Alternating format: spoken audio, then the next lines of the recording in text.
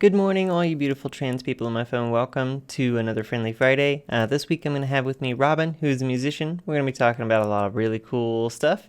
I made another mistake with the editing, so we're going to do a smooth transition over to the middle of our conversation now. I do thank you all for coming out. Enjoy the rest of your weekend, and take care. The trans guy. Mm-hmm. And it's like a really good depiction of like the feelings of like transition and just being in that early stage of like figuring yourself out. And I saw it like in 7th grade. I don't even know how I found it, but I watched it in 7th grade as a closeted trans girl for trying to figure out gender things with a best friend who was a trans guy. So it was like literally like that was the scenario. It was like I was watching my life. And like Nice. Well, that, yeah. Sorry, go ahead. No, I was gonna say like that, like put. If I didn't have gender feels before, that like really instilled it in me, and I probably would have transitioned way later if it weren't for that show. Yeah. Well, I'll have to give it a look. Where is it available? Do you know? Is it on like Crunchyroll or something? So it was on Crunchyroll, but it got I guess the rights expired this year. Just use Kiss Anime. Okay, yeah. Yeah. The anime covers middle school, but the manga covers 5th grade to college, to the beginning of college. So the manga is like literally like you're watching a trans woman's entire adolescence figuring out who she is. Oh, okay. Very cool. So Well, yeah, I like that a lot. The only real anime that I've ever known that touched on any kind of like trans topics or anything is, I mean, now it's my turn to do a cliche. Ranma One Half, you've heard of, I'm sure. I've heard of it, yes. Yeah. So that was the one that kind of really stood out to me when I was younger as like being maybe like a formative piece of media, you know? Yeah. The plot, of course, being, you know, when Ranma is doused with water, they swap genders.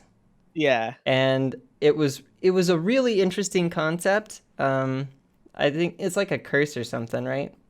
Yeah. Yeah. So I don't know if I would consider it so much a curse as I would a blessing. I mean, personally. Yeah. I mean, like it gets that idea in your head. Right. Yeah. Yeah.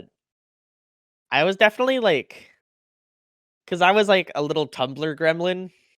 Like, I'm in that weird position where I'm like, because I was born in 2001, which makes me older.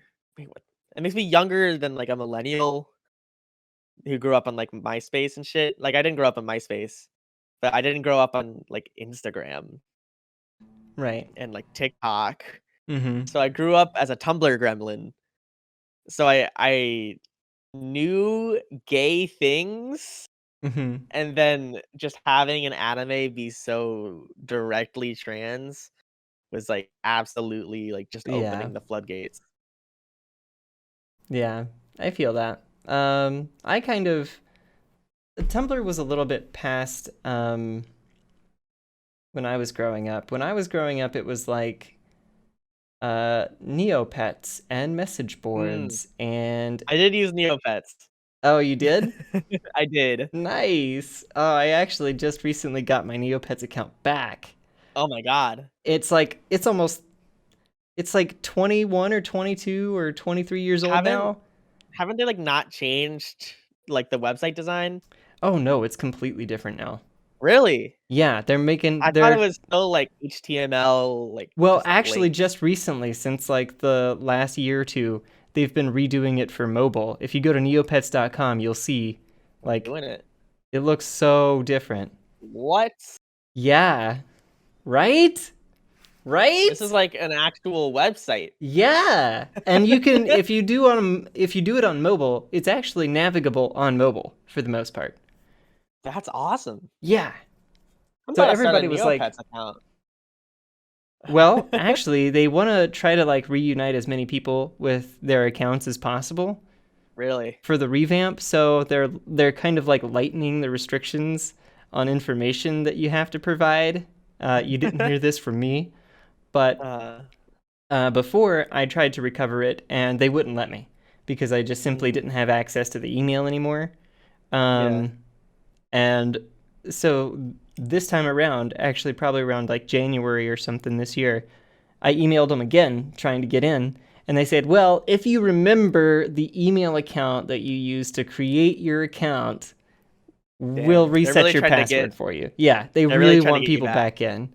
Well, and because of that, I ended up spending like $20 or something on Neopets Cash or some shit like that to play. Well, I want to play dress up. Come on. My pets God, are all sitting there with no clothes now. if I could get like, I definitely went through a lot of like weird 2000s like MMO online things like Neopets. Yeah. Like I played Cartoon Network Fusion Fall, uh USB Funkies, Mm. uh uh Lego Universe. Just a bunch of like random branded Neopets type situations. And I wish I could get my accounts back for all of them. Oh, man. Yeah. Yeah, that would be amazing, honestly. Fusion Fall was nuts. It was like a Cartoon Network crossover MMO of like 90s and 2000s Cartoon Network I characters think and I anime. remember It that, actually. was like an anime art style, and they were all like, it was like Yeah. kind of edgy. Right. Hang on. It was very Let me. strange. I want to. I gotta Google that. It was anime, but like Yeah. slightly realistic. Whoa! I totally forgot about this. Oh my god. Yeah. This was the thing that they did right after there was another thing where there was like a you would earn tokens or something to spend on the website that you could get like basic what amounted to pogs of different cartoon characters, right? Yeah. On your account.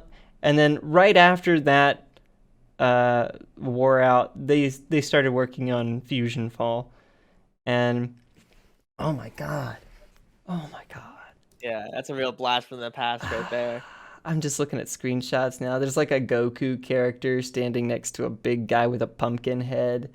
Yeah, I like it. It's like it's such a like it's such a like a what's the term? It's just like a remnant of that of like the late 2000s. Oh my gosh, I totally forgot about that. Oh man. Did you ever watch Whatever Happened to Robot Jones? Do you remember that one? No, but one of my girlfriends really likes that show. I've always kind of wanted to watch it. It's kind of gone under the radar of a lot of people, Mhm. and not a lot of people really remember it. I'm glad that your girlfriend does. Yeah. Props to her. Absolutely. I miss that show so much. I I grew up a lot. Okay, so I was more of a Nickelodeon kid for a little bit of my life Mm-hmm. because I mean, not only did I was that like one of my first hyper fixations, but like uh when I was a kid, my aunt's house and my grandma's house, they had Dish, like Dish Network, Oh yeah. and that was one of the last providers to have Nickelodeon gas. Oh, I remember So that. That's all the like. I would go to their houses just to watch Nickelodeon gas, so I could watch Legends of the Hidden Temple, Mm-hmm. Double Dare, and Guts just Oh, on repeat, the same episodes. hell yeah. So Absolutely. that's absolutely like my realm of The that era of Crag. entertainment. Exactly. I would do anything to get a piece of the aggro crag. The aggro crag. I love that. Oh my god. I have so many fond memories of watching all of the like sporty gas Yeah. shows. They had it on cable for a while and then they took it off and I was so sad. If you're able to find, because I don't think you should pay for Paramount Plus because it's definitely not worth it. But if you can find a good login for it, wink, wink. They have every single Nickelodeon gas show. Oh. Every episode, like a lot of those shows were lost media, and Yeah. then with just no fanfare, they put out every single episode of Yeah. every Nick Gas show on Paramount Plus. Oh my god. That is brilliant. Oh, I Yeah. love that. Well, if I happen to get across a Paramount login, My cable provider gives me access to Peacock. Although I get to Peacock, but I get ads still. So I get a free Peacock subscription, but I still have ads. What's It's even like on Peacock? The Office. Is- I mean, Do they have like? it's so close. I mean, that's fair. I know The Office is like a big get, Yeah. but like, it can't just be The Office. It's gotta have something. I mean, there's other things, of course. I think it's Parks and Rec is on there now too. Okay. A lot of the good like Netflix and Hulu staples that were around for a long time moved over Yeah. there because it's what is it, ABC or NBC? I I think it's can't even. NBC. Yeah, whatever it is. Um, yeah, it's all of their IP, so they took it. But the cool Mhm. thing is on Peacock for the first 2 seasons of The Office. There's director cut episodes with like Really, deleted scenes that you could only get on DVDs previously. that's really awesome. Yeah. So You if you're know, interested in that, there was like a. You remember the episode? Have you seen it at all? my mom was super into it, so I've Yeah. seen like bits and pieces. There's like one episode that you get another like 30 minutes of content that was just Really? completely cut. Yeah. It was it was the last episode of season 2, I think it was, where Jim and Pam kiss at the casino night or something like Mhm. that. But yeah, there's a whole like 30 whole minutes of deleted content. That's nuts. I Yeah. know. I've been using same girlfriend who likes Robot Jones. I've been using her Disney Plus, and Mhm. like as someone who would only watch like the special features as a kid, I love the special features and DVDs. Yeah. Pretty much most important and iconic movies on Disney Plus have all of their special features. Mhm. Like there's just a section for like everything that you'd find on the Blu-ray of like Beauty and the Beast. Oh, And wow. it's so cool.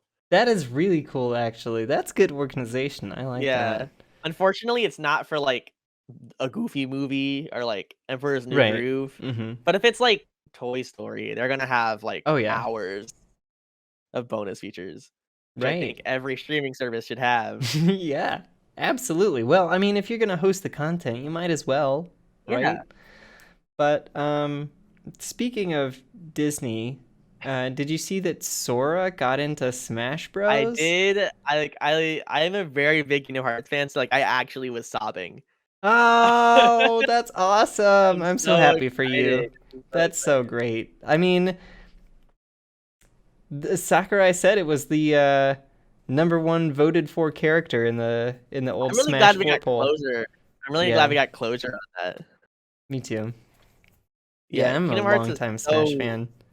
Kingdom Hearts is so wonderfully silly, and I'm so happy people care about it, and I'm so happy that it's in Smash Brothers. Oh yeah. Well, I'm glad it's coming to Switch because personally, I've never played Kingdom Hearts.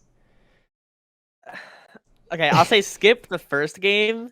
That's what everybody's saying, but why? Doesn't that like lay the Okay. foundation for a lot of the plot?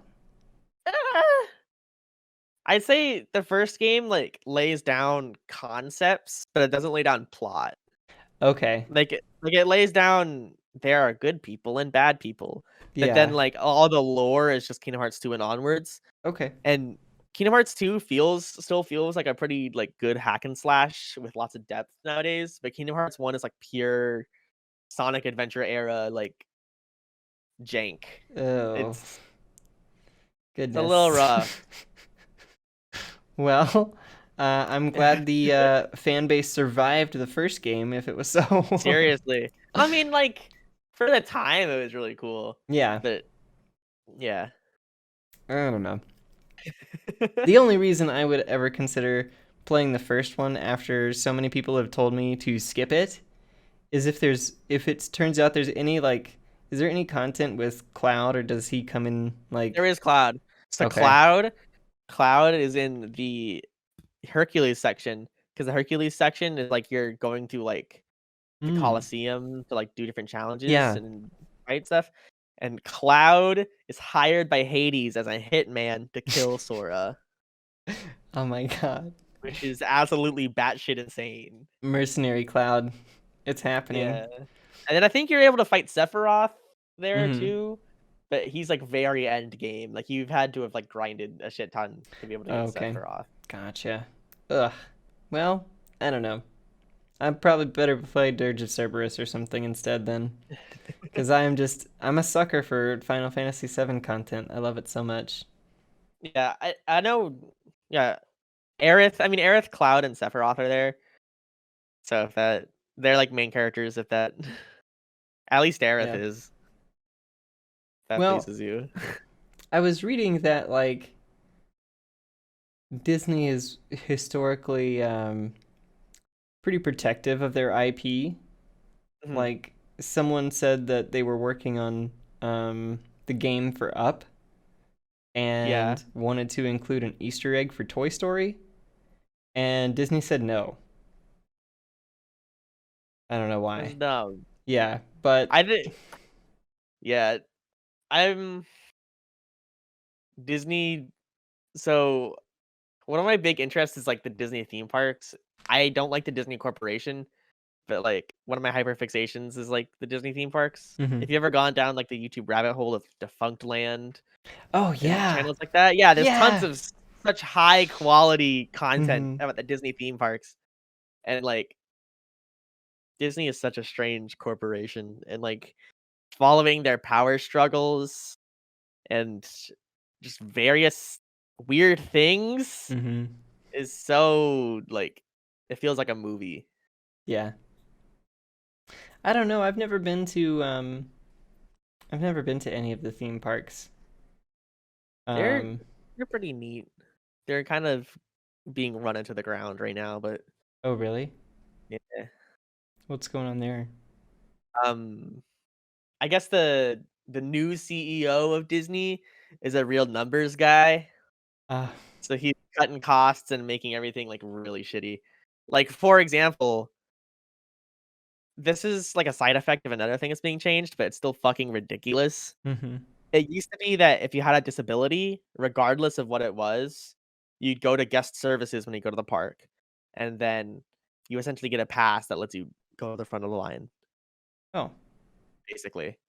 okay. Um, but now it's set up so that you tell Disney you have a disability beforehand.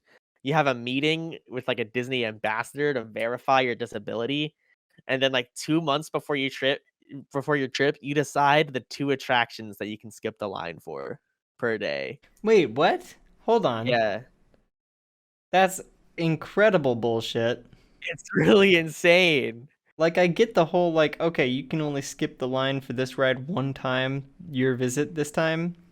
Like, I don't know, with like a punch card or something like that. Yeah, I get that. Sure, fine. There's a dozen other rides you can do instead, but like two yeah, the whole time. So the whole time. what if you don't like what if you get like three total because you skip the two and then you go on one and that's your day because you've run out of energy standing in line.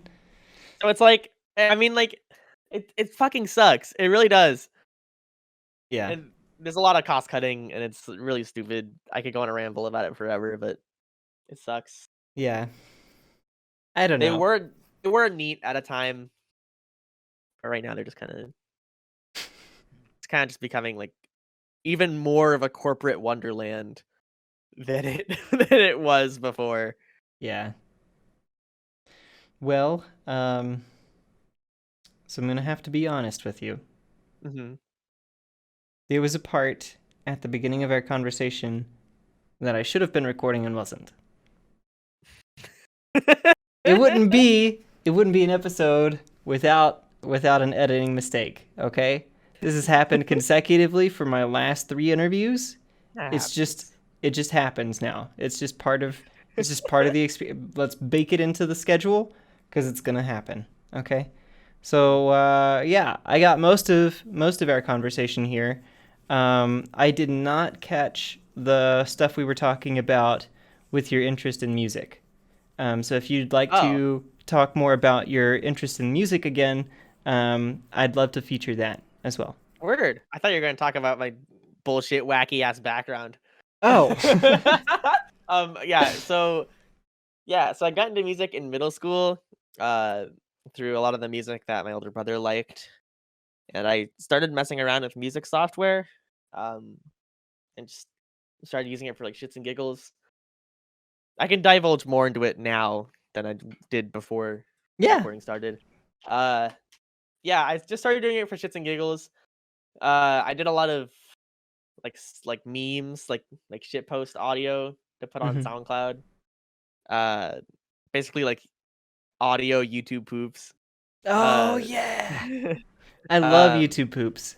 I did a lot of sound clowns is the word. Sound clouds. Uh, I made a lot of future funk, Okay. which did pretty well, and like vaporwave stuff. And then, like at the end of high school, I was like, "Fuck it, I'm good enough. I'm gonna start making like my own music that's like me singing about things I actually care about and Mm-hmm. feel." So now I just have a solo project called Holidaykiss, where I sing about many things. I'm currently writing an album about identity and trans things, Oh, nice. and I am in a duo with my friend Nat, who also goes by Left at London, called Wow Okay. That's awesome. Yeah. That is okay. Um, that is really cool. Actually, I didn't know you were Yeah. working on that project. Yeah. That's really interesting. I love trans music. There's not a lot of it. I Um, agree. Yeah. and so I love to listen to it sometime. The other person that I featured, Emily, she has some tracks that are about trans identity Mhm. and finding oneself and finding peace with your loved ones and stuff like that. And Yeah. I really love that. I really love diving into the entire trans experience, you know. And I Yeah. think like a lot of people are very quick to dismiss um, like pre-transition. I mean, rightfully so. You want to be rid Mhm. of who you were before, for a lot of people, but I think it's also part of the experience. I think that trans girls who are in the middle of hair removal or Mhm. are in the middle of transition should be celebrated for who they are and whatever they look Yeah. like, and it's all of it. What from start to end is part of the experience. Yeah. um, so I think it all should be celebrated. Yeah. I'm definitely inspired by this one album that was really fundamental to me called American Boyfriend by Kevin Abstract. Mm-hmm. It's like a kind of like alt pop hip hop album about Kevin like coming to terms with him being gay, but in the lens of like it like uses high school aesthetics and tropes Mm-hmm. to talk about being a gay black man in Texas. It's interesting. It's really good. Mm-hmm. That's definitely like an inspiration for me. Like I'm trying to make my album like a coming of age album with a lot of trans themes Mm-hmm. and subtext. Yeah, Because I I think that want album is very important. That type of album is very important. absolutely, absolutely. I think it's very important. And I think Nat's work is very important too. Yeah. The stuff that she's done has been incredibly influential. Um, and I think there's going to be a big market for trans music in the Yeah. coming future because, especially since COVID, I don't know if you've noticed, but a lot of people had their fucking eggs Yeah. crack during the Literally, pandemic. I was Yeah. like the only trans woman in my high school, like my school district when I was transitioning, and now so many people I know from high school are trans women. And it's like, holy fucking shit. Yeah. But yeah, I look at the work that Nat is doing Hmm. because like we talk a lot and like I just whenever I see it, it's like there will never not like there will never be enough of this. Like there just needs to Right. be more art like this always. Well, yeah. I mean, right now, the stuff that you all are doing and the stuff that Emily is doing is just as important as the stuff that, George Michael was doing Mhm. back in his time. And the stuff that, Freddie Mercury was doing Yeah. in his time. Like, it's all very, very important. And um, music, especially highlighting trans perspectives and trans experience, is going to be incredibly influential on the coming generation. I talked about this with my last guest last week, but there was a video of a younger kid playing some kind of first-person shooter or something with some of his friends, and I suppose one of his friends said something transphobic, and the kid just went on a fucking tirade and just Holy completely shit. educated this guy on, no, just because they're trans doesn't mean they're gay. Like, Yeah. hello? And That's just, awesome. yeah, and the kid must have been like, I don't know, anywhere between 10 and 14 years old, I want to say. Yeah. In that range where you're playing Xbox Live and shit talking with your friends and stuff. And it was really, really heartening for me to see Yeah. that. I mean, that's the entire reason I'm making this album like a coming of age album, Right. because especially since I had like the privilege of realizing I was trans at such a young age and transitioning through like public school, Mm-hmm. like I recognize the absolute need for that. Like I would have killed to have an album about growing old and how weird that feels, and being trans and growing old and how weird that feels. Like I would Yeah, have killed for an album like that. absolutely. Me too. Especially from a young age because I feel like maybe I would have. I feel like I always knew, but I never really accepted Mhm. it, Yeah, And yeah. I feel like if I had something like that, some kind of like music like that, um, or some kind of media, which is another Mhm. reason why I try to do this show, honestly, is to just kind of catch everybody up on different things that are happening to Yeah, other kinds of trans people, just like kind of broadening everyone's horizons a little bit. And yeah. um, I think to have some kind of content like that to consume from the age where I was going through puberty, to know that like the idea of puberty blockers, that is a thing that is possible, that I Mhm. could that I could do. If I had that knowledge, I definitely would have taken it up. And I feel like, Yeah. a lot of people say, oh well, this new generation is more trans than any other generation and everything. Well, I don't believe so. Like, not at I all. no. People just didn't know. People Yeah. didn't know it was Yeah, possible. exactly. And like every now and then I'll see like content from a person who is detransitioning for whatever Mhm. reason, and I'll see that they get a lot of support from like, I don't know, some of the more turfy kind of Yeah. people, the ones with the green and yet white and purple hearts on their names on Yeah, Twitter and yeah. stuff. Yeah, yeah. So I just, more power to them. I think, recognizing that being trans isn't for you should also be Mhm. valid and should also be I accepted. agree. I Yeah. agree. I I think it think should be normalized. I think experimenting with gender should be normalized. I don't think that's a bad thing. I agree.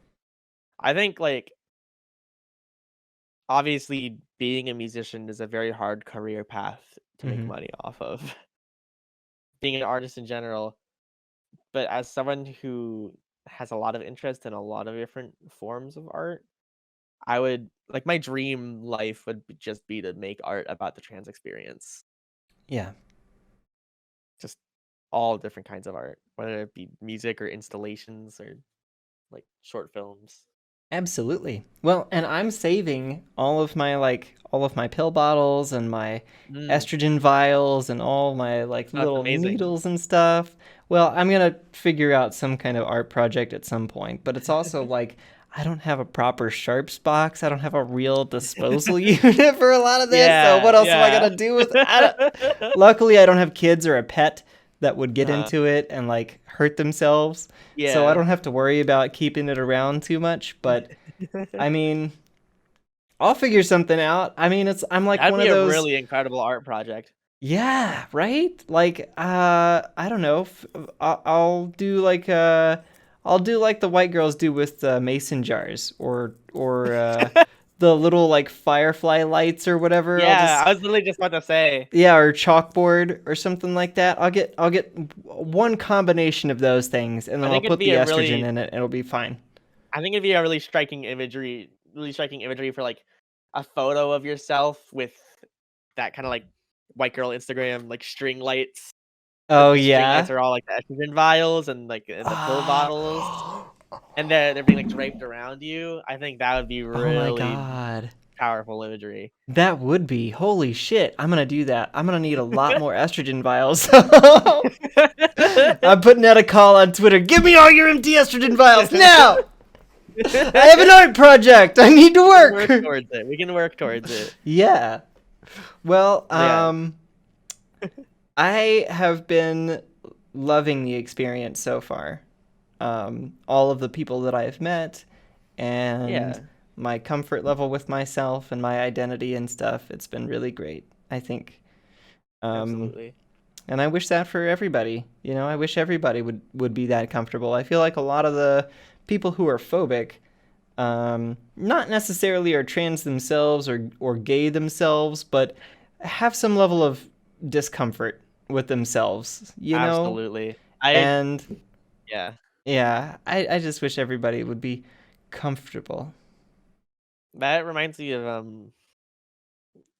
I don't know how on topic this is, but I remember hearing something once a couple years ago about Hmm. how a lot of like homophobic preachers who say things like homosexual urges and stuff like that, Hmm.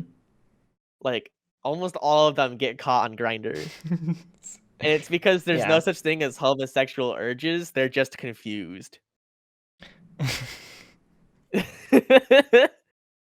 Like they're just confused and trying to justify that confusion about their sexuality. Oh, yeah. I Yeah. think I think that's like I think that's very true in a lot of cases. Like you Well, were saying, I think people aren't ready to accept themselves and yeah. instead take it out on others.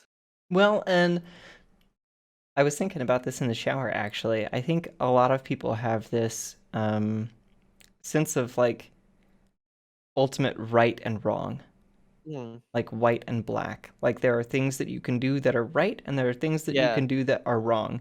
And I think for a lot of people, their idea of the things that you can do that are wrong is wildly overblown. I think there are very few things that any human can do that are objectively morally wrong. I think Mm, most things are morally gray, but there are yep. a couple things that are just very clearly morally black and you should not engage in them. And they should be I identified, but being trans 100% is not one of them. No. for sure, for sure. Yeah, I am very much on the perspective of like there are like a couple of completely morally abhorrent things, but other than that, please do whatever the fuck you want. Yeah. And like, okay. Yeah. Yeah. Yeah, pretty much for the most part, live and let live. Wasn't that Yeah. the Bond quote, right? Oh Yeah. no, wait, that was live and let die. Oh, Ah, oh, whatever, dude. dar, dar, dar. Whatever. It's live and let Well, live. did you actually were you ever a Bond fan?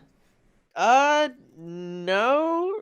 I remember watching Skyfall when I was a kid, Yeah, like in middle school, but I've never really gotten into it. Though I have considered like since the last Daniel Craig Bond movie is coming out, yeah, I'm considering just like saying fuck it and just going through that entire like canon of James Bond. yeah. Why Well, not? if you watch one of them, Hmm. the one that I would recommend is GoldenEye, Okay. because it's got Sean Bean in it, Uh-huh. and Sean Bean does Sean Bean things. Excellent. So it's good. It's good. That's Are there any movie franchises that like you particularly like? franchises. Probably Like not. kind of like Bond? Well, I was. I'm deep. I'm very fond of movie franchises that have deep lore. Mm. Which and you can call me a normie if you want, but that's one of the reasons why I liked the Marvel films was because they had a I really continual like the lore. I will admit it. I'll be the first to admit it. I enjoy the MCU. Yeah, I mean, I don't. it's I don't like that it's an unpopular take. I think they're good. yeah. I don't think it should be an unpopular take. I think it should be a popular take that it's good. Yeah, It's good media. I was watching Shang-Chi. I've seen it Oh, in theaters twice, and like wow. seeing a movie that's so culturally rich Mhm. and so like so authentically Asian and Chinese. I'm not Chinese, I'm Korean, but Mhm. like it makes my Korean American heart happy. Yeah.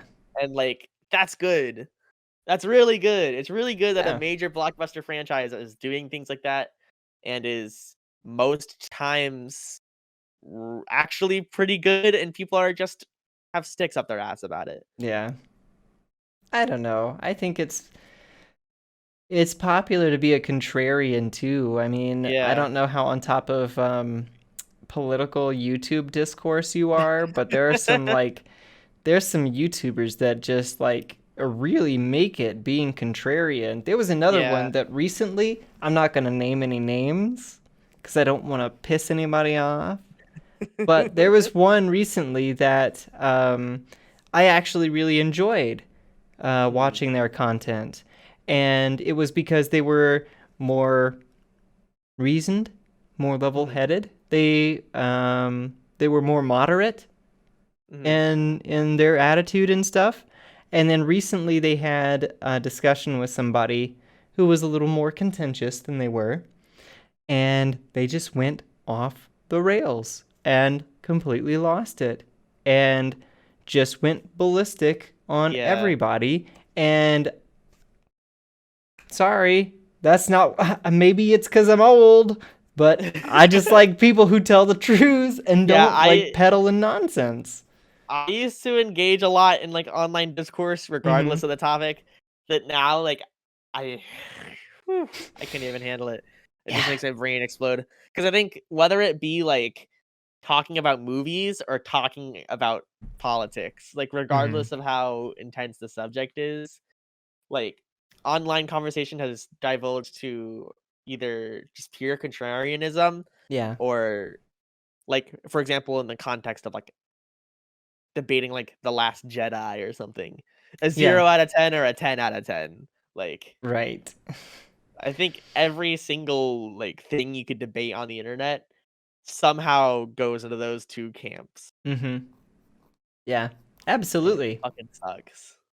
Well, and another thing that sucks about online discourse is the amount of people that just use Mott and Bailey all the time. Where they say this like on face value really controversial opinion, and then they're like, "Well, debate me, bro," and then you go on their stream and they explain their actual position, and then you're like, "Oh, well, that's not bad," and then they're like, "See, so you agree with me?" It's just yeah, I it's bad. I I feel like I would just add on to be like hot take culture and all that shit, but, like, I feel like the really sad part of this is that, like, everyone who uses the internet, I'm pretty Hmm. sure is in complete agreeance with us, and Yeah. yet almost everyone in the internet engages with it because that is just how our brains have been hotwired. It's drama. It's people love drama. It's the same reason Yeah, people love celebrity gossip. It's the same reason people, like, yeah. genuinely, my anxiety levels went down a lot once I stopped engaging in Twitter Twitter discourse. Oh yeah, Like, absolutely. if something really fucked up happens, I'll make, like, a single tweet, Hmm. and then, like, that's it. Yeah. Because, Well, like, I don't know, you should understand that I'm not, like, a piece of shit, you know? Like, right. Yeah. I I shouldn't mean, have to I don't know, it's it's good to kind of like moderate your Twitter use, honestly. yeah, I think too much Twitter use can be bad for the brain. And I think we absolutely. see that with some of the people that use Twitter too much. Like, I But know a lot of people I know have started to just mute every single mhm. word that could possibly start Oh discourse, yeah. Yeah. Yeah. which makes it's or, like, just blocking people that even slightly irritate them just because it's like Yeah. Yeah. They're Yeah. very smart.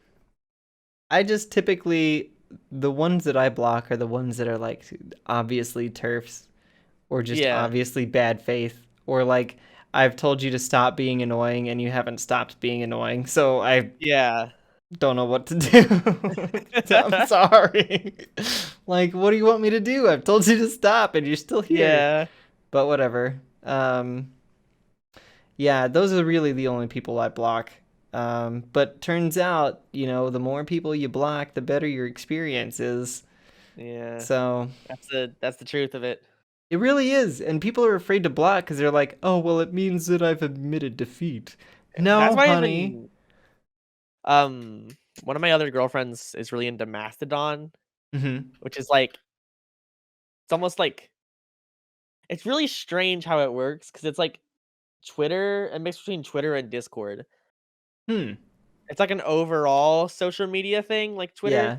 but then you can create your own like Sub-communities servers. or Yeah, you something. can create your own Yeah. servers where you can only see the other servers that you choose, or only Huh. see things within your own server. So Interesting. it's like you're creating your own social medias Yeah. using the platform, Hmm. and that really interests me, but also, like, why even use a new social media app? Because, like, you know that nothing's gonna beat Facebook, Instagram, Twitter, Yeah. Snapchat, TikTok, whatever the fuck. Like, Right. Well, with the user base, I mean, yeah, nothing's gonna beat it. And at some point, you're gonna run out of content. yeah, That's the point, is that like I the just higher keep your going user back to base, the Twitter. more content you get. Yeah. So, I mean, that's why I keep going back to Reddit. I don't even have a real Reddit account anymore. And it's because, well, at a point, my Twitter brain gets bored. I'm not gonna go follow a bunch of random people on Twitter. So, I mean, like, uh, for years, I've just, like I'm a big proponent of the classic go to new subreddit, sort by top of all time, oh and then yeah, just have a yeah, ball, mm-hmm, you know? yeah, I do that whenever I finish a TV show or movie or video game. I'll go to that subreddit mm-hmm. and be like, "Ooh, Let me get all fan the art." spicy Yeah. sub drama and stuff. Yeah. Yeah. Well, speaking of, have you seen the newest Netflix hit that's going around I town, Squid have. Game? I Oh! have. What do you think It's of it? very good. It's very Yeah. good. Yeah. I honestly, I didn't not to spoil for people watching this who haven't seen it. I didn't really like the last episode, Yeah, a lot of people didn't. which is yeah, I don't know. But the rest of the series is really, really good and really well written. And Yeah. I know like I'm not too well versed in K dramas. Mm-hmm. I haven't lived in Korea for a very long time and I haven't really engaged in Korean media as much as I possibly could. Mm-hmm. But like it seems to me that K dramas are very much still in their like, from the outside looking in, K-dramas are very much still in their, like, Grey's Anatomy, Law& and Order phase, Oh yeah. and I think this might be their Breaking Bad or Lost moment, Yeah. I think. I I would think love so. to see more really interesting Korean TV shows come out. Yeah. I think just simply the amount of impact that this show has had. Seriously. Like it's insane how much impact it Yeah. has had. And how did it get passed up for like a decade and more? Like what? It's it's so, like, weird. It's, I fucking love it just because I'm half Korean, so it's like, "Fuck yeah."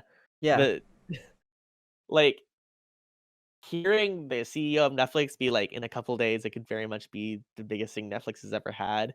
And Hmm. when you think of, like, Netflix has had Stranger Things, Yeah, I like, that's know. What? so hard to contemplate. That's just Yeah. unfathomable. Well, I mean there are people that I know that exist in real life that have seen Squid Game and have not Mhm. seen Stranger Things at all. Oh, Have fuck no yeah. interest in Stranger Things.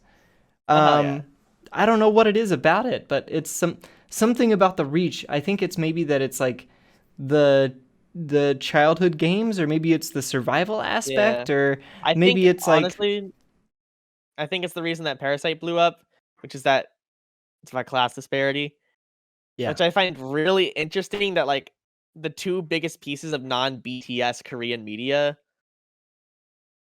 to hit the West in the past several years have both been about class disparity. Yeah, yeah. I still haven't seen Parasite. I need to see that. Oh my god. It's such a good, That from that what I director understand. that director is just like masterful. I'm excited. I It's really very, want very to see good. it. It's Yeah. on Hulu. Is it? Yeah. Well, I have no reason not to now. Along with my favorite movie by that director called The Host, which is also very good. And The you should watch it. Host. What's that about? So it's like it's like his take on a monster movie. Mm-hmm. Essentially this like kind of despondent drunk father who operates a snack stand has his daughter taken by a river monster, like this huge Oh. crazy monster thing. Uh and everyone thinks she's dead and shit. And then he gets a call from her in the hospital being like, "I'm actually alive. I'm being held hostage in the sewers by the monster. Save me." It's essentially like the entire family like going renegade from the government who's trying to gaslight them into thinking that she's dead while they try Oh. to rescue her. Hmm. And it's That's. really good and it has a lot of like anti-American, anti-imperialist, Mm-hmm. anti-chemical warfare themes, which is really interesting. Interesting. I'm gonna have to check that out too. That sounds Yeah. really good. Yeah, it came out around a time where there's a lot of, like, anti-American sentiment. Mm-hmm. Like, it came out a couple years after a very good quote by Psy, the creator of Gangnam Style, who said, "Kill those damn Yankees." Like, so it's like a monster movie just encapsulating the frustration at the American army. Yeah. It's really good. It's a lot of the American population's really frustrated with the American army too. The whole military force. Like, how are they getting so much money all the time? Like, you see this constantly going around where it's, Yeah. the amount of money that the US spends on warfare is just miles ahead of any other, like, number of countries combined. Like, My yeah.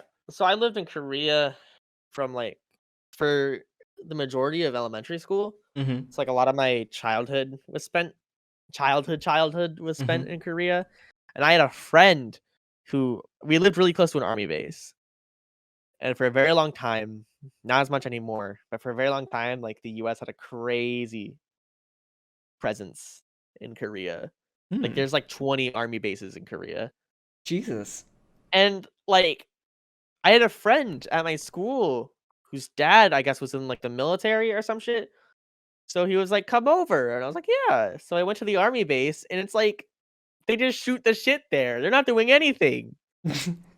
Literally Yeah, the only reason the army base is there is like in case North Korea attacks. yeah. But like it's this perfect like white bread rolling hills suburb mm-hmm. in the middle of a jam-packed city. And it's like they don't do anything. It's such a waste of money. Yep, yep. I It mean, was ridiculous. you see that everywhere though, because I don't know how well versed you are in like military waste, but Mhm. there are tons of contractors that charge the military like 10 times what they'd charge a private individual simply because they know that they can get the funding through the Yeah. US military. Like, that's it. That's the only reason. And it's the same way with the medical fucking field here in the US. Is the only reason that some of these suppliers charge so much money is because they know insurance will pay it. Yeah. The whole just the US military and their relationship with Korea in general is just really frustrating to me. Mm-hmm. Just because, like, they very much pulled a, like, post World War II Japan where they're like, "Okay, we're taking over." Mm-hmm. And because of that, now most Koreans are hardcore Christians, Oh and, like, no. a lot of Korea is very much becoming, like, America light. Mm-hmm. Just because especially in, like, the area that I was in, being next to an army base, it's like going to the Hard Rock Cafe and to the Starbucks and to the Oh Taco yeah. Bell, to the Right. Cold Stone Creamery, right? Because it's Yeah. like they need to serve that niche, Yeah. and it's like that the Korean government's giving so much money and land to the US military just for them to fucking spend it all on frivolous nonsense, Yep. fuck with the Korean population, Yep. and slowly erase their culture. Yeah. Well, And that's it fucking everywhere. sucks. It's everywhere. It And is that's everywhere. why It is it's so everywhere. well funded, you know? It is everywhere. Because it's corporate interest too. Yeah. And at this point, there's just I don't know. I don't know. But I totally agree with you. Like that scene at the end of at one of the end of the episodes of Squid Game where the dude is preaching about Jesus and he's got a Yeah. cross and stuff. That kind of struck me. I was like, "Really? Jesus is No, Jesus yeah, is like, Jesus is like the man in Korea. Like huh? every I mean, okay. Christianity's bigger than Buddhism in Korea now, which is so strange. That is strange. That does strike me And as odd. yeah, Yeah. and like my grandma who escaped from Korea during the Korean War, right? Mhm. Like the U.S. military saved her, and now she's like one of the most hardcore Christians I know. Because just post Korean War, they were like, "Hey everyone, Here's a Bible. like yeah, literally there was a Korean War memorial that I'd go to. It's like a museum, Uh-huh. it's commemorating the events and stuff like that. And I remember very specifically there being a diorama of a white guy giving a Korean kid a Hershey bar, Oh. and it's I mean, it's Hershey's very like it's the worst chocolate. What the fuck are I you doing to agree. that kid? It's very much portrayed as it's very much portrayed as I don't know, we were kinda just dicking around and getting our asses kicked, but Yeah. then the Americans came in, and they taught us all about Jesus, and they gave us all a bunch of candy, and they came in and they kicked North Korea's ass, and now we're saved. And that's why we should have tons of multi-million-dollar army bases in the middle of the city doing nothing for us. Yeah. Yeah. I just it's a very tough problem and it's hard to untangle. And I don't Yeah, think any one person is going to accomplish it. No no, one president is going to save the U.S. from the grip of the military-industrial complex, yeah. unfortunately. I'm part of the reason I'm glad that, Squid Game, Parasite, and BTS are all a thing is just the fact that Korean culture is getting its own chance to, Mm-hmm. make an impact on the US instead of the US having an impact on Korean culture. Right. Well, I will say it seems like the further to a coast you get, the more civilized you get, the more like Mhm. uh worldly you get almost. Yeah, In that yeah, like I was born in the middle of fucking nowhere, Kentucky, yeah, and I moved out to the furthest west in Reno in Nevada. And life between the two places is so drastically different. There's yeah. so much more culture that I'm exposed to out west than I ever was.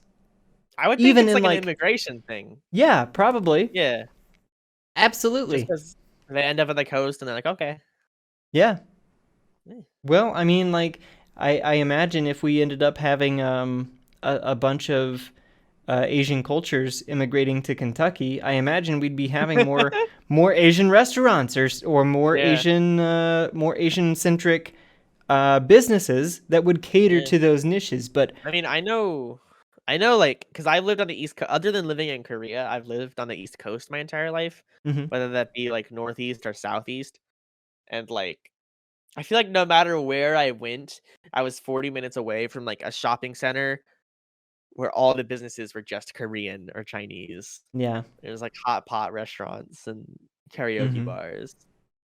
yeah. I mean, like, so to give you an idea of like, I guess our difference in cultural exposure over over our Yeah. years, I had my first taco when I was like 19 years old. What? Yeah. Mm-hmm. It's That's incredible. ridiculous. Yeah. That's so ridiculous. Well, I'll tell you this. I absolutely adore pho. That is like my favorite food Mhm. to eat now. I'm a big fan of banh mi's. Oh, yeah? I can be a picky eater, but, a good banh mi is crazy. Yeah.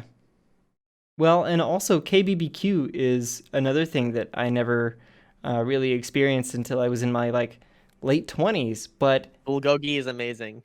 yeah, It's so good. absolutely it is. I love, and I worked for a Chinese restaurant for a while Mm, and did delivery for them and kind of like did a little bit of translation for English when they needed it. But yeah. um, one of the things they did for New Year, Chinese New Year, was they would bring a huge hot pot, and they invited me and my partner at the time to do hot pot with them for the New Year, Aw, that's and awesome. I had my first experience with jellyfish. That was interesting. Ooh, what? Yeah, it's Was very it like crunchy and slimy. crunchy? Yeah, it's crunchy. It's got a bit of Crunchy a and slimy? yeah. That scares me. Well, you should try it. It's not bad. It's not bad if you like crunch and slime. God, I have had some interesting food experiences in Asia, let me tell you that much. Yeah. Being a little kid who was like who was very picky with food, Mhm. definitely because I was neurodivergent and didn't know Right.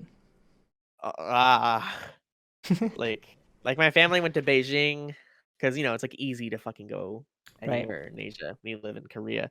We went to Beijing and like we had a full duck where it was like they Mhm. kept the head on and there was a scorpion in the mouth.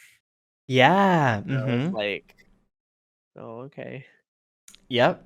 I remember there was one time where we went to a Korean barbecue place. It wasn't the normal one that we went to in our neighborhood. It was just because, Mhm. like, I guess we were out to some bookstore, so we just decided to stop by the local place, Mhm. and my dad saw eel on the menu Oh. and was like, "I'm having that." And then we remembered that walking in, there was an aquarium with an eel in it. So they literally took the eel out of the aquarium, put it and skinned it in front of us, and then put it in the center grill thing. Ah. And, like, like, we watched it, like, rattling around until it just slowly stopped Oh. moving. And it was so upsetting, I couldn't even eat. That's like a whole power dynamic thing, right? To like to want to kill your food in front of you. Yeah, yeah, Yeah, that yeah. Uh, hmm. Well, I'm glad you survived that experience. yeah. That is a line I will not cross with Korean barbecue. I will not Yeah, have eel. yeah. No, I'm good. I'm good on the eel. Um, my experience with eel is limited to that giant one in Super Mario 64 that would come out and Scare the yeah. shit out of you. Yeah, exactly. Did you Um, ever play, Super Mario Sunshine? I did. Yeah, I love I love Sunshine. the I love the mission with the eel, like, you have to clean the eel's teeth. Oh yeah. I just thought that was really silly and adorable. I really like that. I really like that mission. That one was a good one. Yeah. I actually got the collection, the one with the Nice. like three of them or something. It's like Yeah. 64 Sunshine 64. and Galaxy. Yeah. I got that before it went out, but I'm glad I did because I guess I'm not seeing it anymore. Like there for a while, it was like stores couldn't get rid of Yeah. their copy. They just had like overstock on them. And then like now it's just like nowhere. You can't find it. So Yeah, I've been playing my girlfriend's copy. I went through Super Mario nice. Galaxy 1 all the way through, and it was really enjoyable. Very good. Yeah. What One of my favorite Wii games was Trauma Center. Did you ever play that? I played a pirated version of it in Korea. Oh yeah. It's very good. It is very good. I like it. I like the whole. I actually ended up playing like the DS version that I pirated. At Mhm. some point. Because I got one of those R4 cards or whatever, Same, yep. and I played that, and it wasn't as good. I like the Wii version better. I think, I think that within, like, maybe by the end of the decade, I think Wiis are gonna see a price hike because I think a lot of people don't realize how many good games are on the Wii. Mm-hmm. Like, if you Yeah. were to buy a Wii with, like, all the hidden gems, which I say like Okami, Elebits, Zack and Wiki, Hot Take Rabbids, Rabbids Go Home, like the Rayman Raving Rabbids. Yeah. Like, there's a lot of good games that Mm-hmm. are fucking amazing that like people don't really recognize because it's on a system full of like clunkers. Right. Well, and that was really the first time that Nintendo opened themselves up to allowing people to develop their own games and post on the Yeah.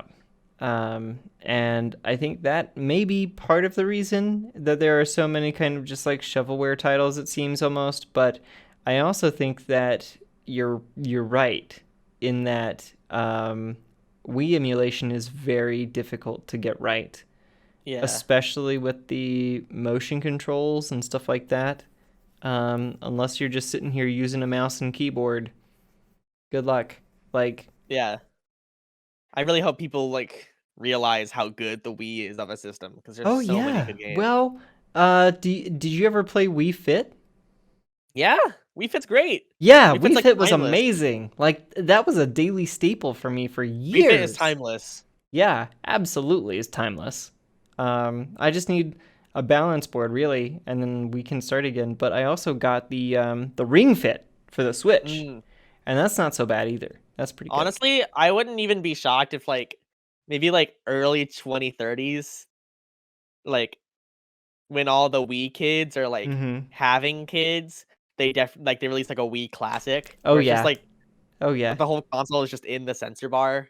Oh well, Like, I'm still waiting for the GameCube Classic. oh, Honestly, that was same. my I'm generation. dying for the GameCube classic. Yeah. Like, or the 64 Classic. That's another good one I'd be Yeah. ready Well, for. now they're adding Nintendo 64 games to Switch I'm so with amazed by that. Banjo-Kazooie, which just makes me so happy. Makes me I've so never happy. played Banjo-Kazooie either. It's really good. It's really good. I was more of an RPG girl. Mm. Did you ever play Legend of Dragoon? No, I haven't been able to get into RPGs other than Persona 5 Really? and like Kingdom Hearts, but like Yeah, sure. Well, what about yeah, Pokemon? I can't even get into Pokemon. I don't know What? why. I don't even know why. I just like something about it doesn't work with my mind. It's okay. But I will say I did grow up a lot on Pokemon spin-offs. Yeah, Like Pokemon Channel on the Nintendo GameCube that is a was a game I really banger, adored. honestly. Yeah. Like Yeah. Pokemon Channel, Pokemon Snap on the Virtual Console and the Wii. Like shit like that. Like I love Pokemon as a franchise, but I can't play the games. I understand. I feel you. Although I disagree, I feel you. Sorry, I've I'm like a. no, you're good. Go ahead. I was gonna say like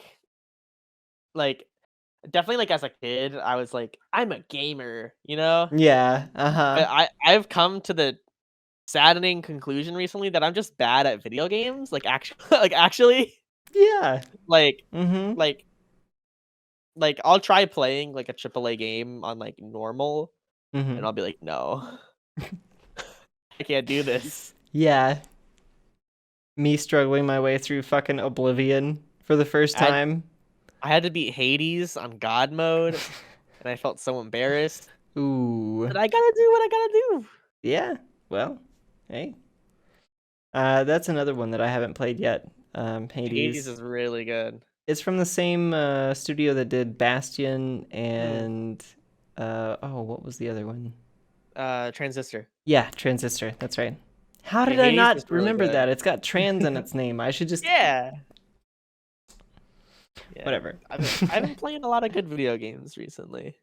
That's I good. got an Xbox with Game Pass, so it's like Oh, just running the gamut of yeah. games at the moment. You know, I didn't have really an Xbox until I was with one of my ex-partners Mm, when I was still a gay man.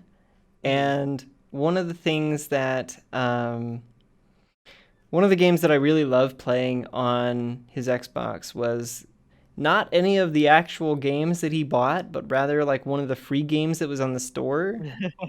It was called Hexic, and it was basically I like, think I've heard of it. yeah, you have to like match them in hexagon shapes, Mm.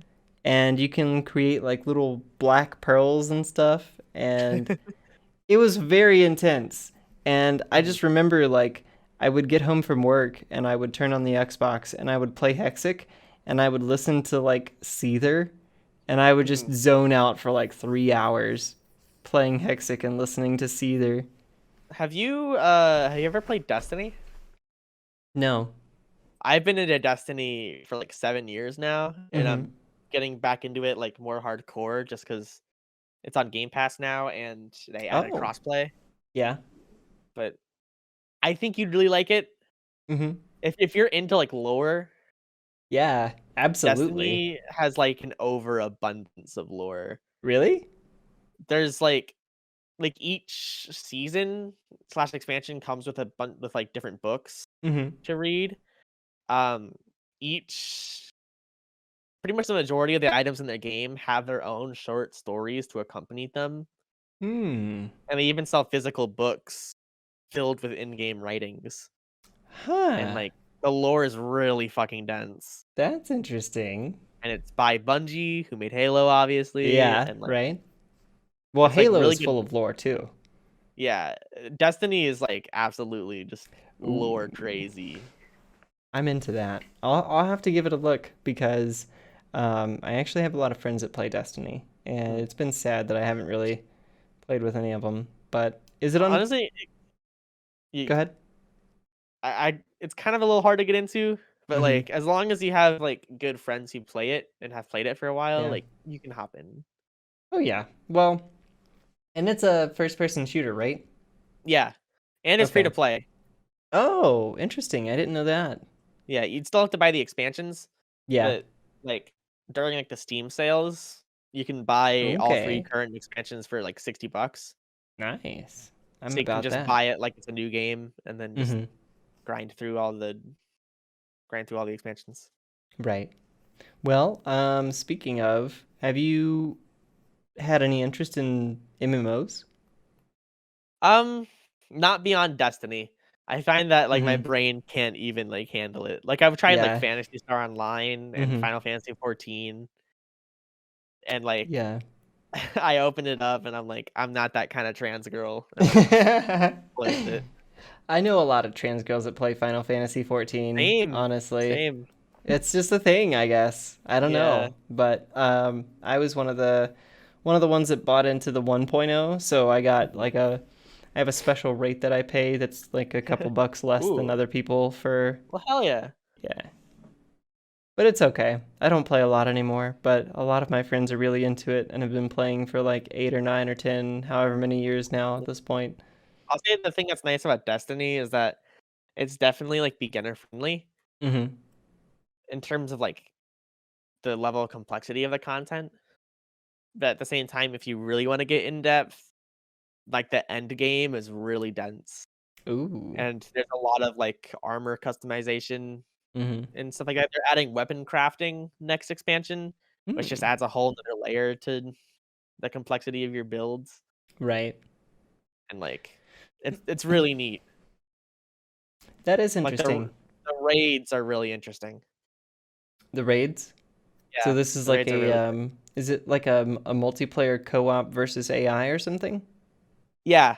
So like Mhm. uh it's a very strange game because there's like PvE modes and PvP modes and they all use like the same character and loadout, Mhm. which is very strange for an FPS game. Like typically it's like, Call of Duty, you have your Call of Duty character and then you have your multiplayer loadouts. Right. But this is just like you're using the same character and loadout for everything. Hmm. That's interesting. Yeah. And the raids, yeah, they're like 6-player PvE kind of content Mhm. and they have a lot of puzzles and a lot of like interesting mechanics. That is interesting. I like the concept of reads because it allows developers to kind of just like refresh the content a little bit and just like, Yeah. oh, well, let's put out a new boss with a new mechanic or something like that, and people will get excited about the game again. So Mhm. it's really interesting. I like that. Yeah. And I like obviously the concept of a lot of lore to dive Yeah. into. So, There's a video by a Destiny lore YouTuber named My Name is Bife. Mhm. That's 4 hours long and is literally just a summary of the timeline. A summary of 4 hours of the Yep. entire timeline of okay, well, Yeah. that And then sounds, there's a fan run site called the Ishtar Collective, Mhm. which with every single piece of in-game writing, and it's literally like tens of thousands of documents. Jesus. Oh, wow, that really is kind of like, Bethesda level, like, Yeah, it is book nuts. intensity. Like no Ooh, matter how like because Destiny's definitely had like its rocky moments for sure. yeah, But even if it's even in its darkest days, its lore has just been like fucking yeah, nuts. that's good. Well, it sounds like it's got some good structure to hold it up. Um, Definitely. so that people It's like will after 7 years, it's like finally getting its footing and being the best it can be. that's good. Yeah, I'm happy to hear that. You know, something else that that reminds me of almost is kind of No Man's Sky. Have you heard the Yeah, story behind that? Where it kind of like, I was really into that game. yeah, it was a flop at first. It was kind of like bare bones, and then it just kind of like really came into its own, and really Definitely. the developers really fleshed it out, and that makes me happy to hear over the number of years because a lot of people were really disappointed by Yeah. it. But I know the thing about Destiny is like a lot of the time, other than just the quality of the content, people have mhm, been like, "Well, this kind of sucks. What do I do in the game like in between expansions?" right. And like everything's just in the lore and all that stuff. So now they're essentially making it like a TV show where Oh. like if they're doing it right, every week, like you're still grinding the same missions and same activities, Mhm. but like story will happen in front of you. Like there's different dialogue depending on like what you have done as a player. And every week there's new story content and new lore. Interesting. So like if you visit a certain location 1 week, Mhm. like there may be characters there having an argument that's like plot and lore relevant Oh, just because you what? went there in that week. That's cool. Is there like an Yeah. online collective that records all of these like little lore moments too? Yeah, the like Ishtar collective, that place does that.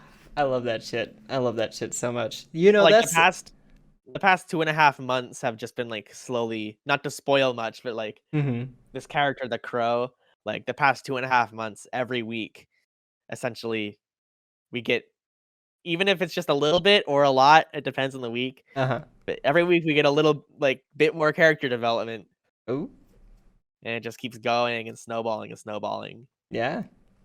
Yeah, that does It's really excite good. me. It's the same reason that I liked Game of Thrones so much was Mm. because it was just like I never really read the books. So for me it was every week there would be just like a little bit more lore that would come out and Yeah. just like fleshing out the universe and stuff like that. And it that's another reason I liked YouTubers like Alt Shift X Mm. when because they basically tied all of the events that happened in the books to what was happening in the show at the time and Mm. kind of explain things like lore wise for people who didn't read all of the lore and stuff, like what was going on and what meant what and all that good stuff. So Yeah. yeah, I love being able to just dive into that and Yeah. get lost in in the world. You know, it's really I think cool. another good thing, especially as like a trans person, as I'll Hmm. get to in a second, is like it definitely has a really strong community focus. Like Hmm. plus like Bungie's incredible. Like they actually just started a trans coalition within the company Oh, to add like tons of trans and non-binary characters and like that's option really and pronoun cool. options in the character creator.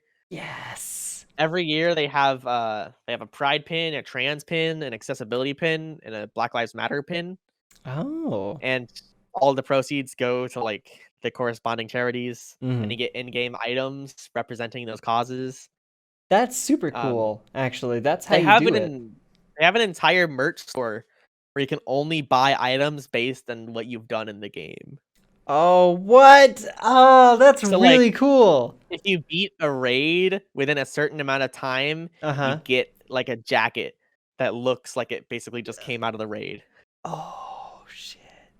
Or, like, I know whenever raids come out, there's a big raid race, Mhm. where like all the biggest streamers go up to try to win it, because the first team to win the race in 24 hours gets like an actual gold like wrestling belt with their names Oh. etched into it. Oh, that's really The raid like cool. that. There's tons of like real world What? incentive to play Destiny. That actually kind of blows my mind. I didn't realize how big the world behind Destiny was. Yeah. You Like you can know, even get almost like gym trainer badges. You can get badges to represent in-game ah, badges. Just that so you is. can wear it and be like, I'm good enough at Destiny that I have this badge. Oh, that appeals to me in such a very deep way. Yeah. I did. This is a little bit off topic, but when I was still going to anime cons, I was friends with a couple of the people in my area that were like actually running the cons. So I got permission to run certain events Mhm. alongside whatever panels that were going, and kind of unduly got preferential treatment. But anyway, that's con life for you, right? So Yeah. one of the events I ran was a gym leader challenge where people would come in, and this was like right at the height of black and white when they first came out. Yeah. And so the challenge was basically, over the course of the con during the first 2 days, you fight the gym leaders, you get their badges, they'll give you stickers to put on your con badge and stuff That's like so that. cute. Yeah, and then you get to the end and you get all the badges and stuff, and you go through the Elite Four. And whoever beats all of the Elite Four gets entered into a tournament, and whoever wins the tournament gets a 3DS signed by Veronica Taylor and Eric Stewart, the That's so voices of cool. Ash and Brock and James, for the first That's like so cool. 5 or so seasons. Yeah, no, it was amazing, and we had such a good time, and people loved collecting the badges and stuff like that.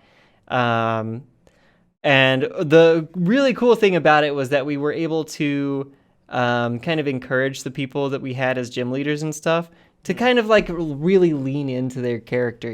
So Yeah.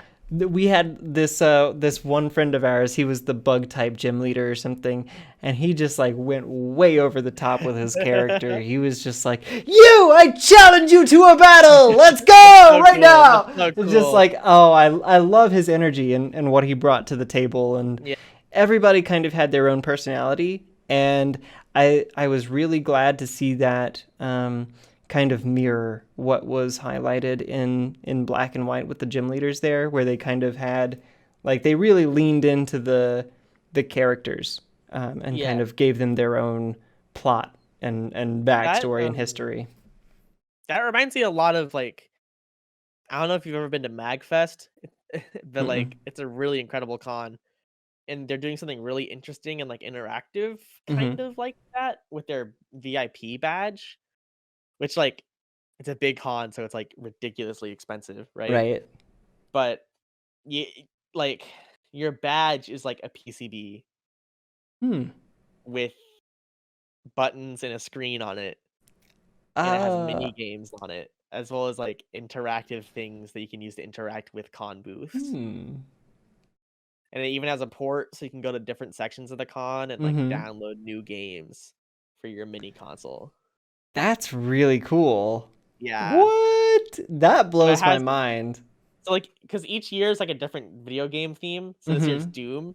So it comes with 5 mini games that are themed to not only Doom, but like MagFest memes and like sections of the con. And it's like mind boggling. I love that. That sounds awesome. Yeah, I want to do something like that. Oh, I can't imagine like how much money that must have cost to put all that together. Seriously. I mean, I feel like that's the first time though that like I've seen a VIP package for a con and be like, Um, okay, yeah, that might actually be might. worth the exorbitant amount of money. Yeah. Well, I don't know. Personally, it appeals to me. I was a big Doom Yeah. fan. Yeah. I enjoyed Doom's 2016, the bits I played of it.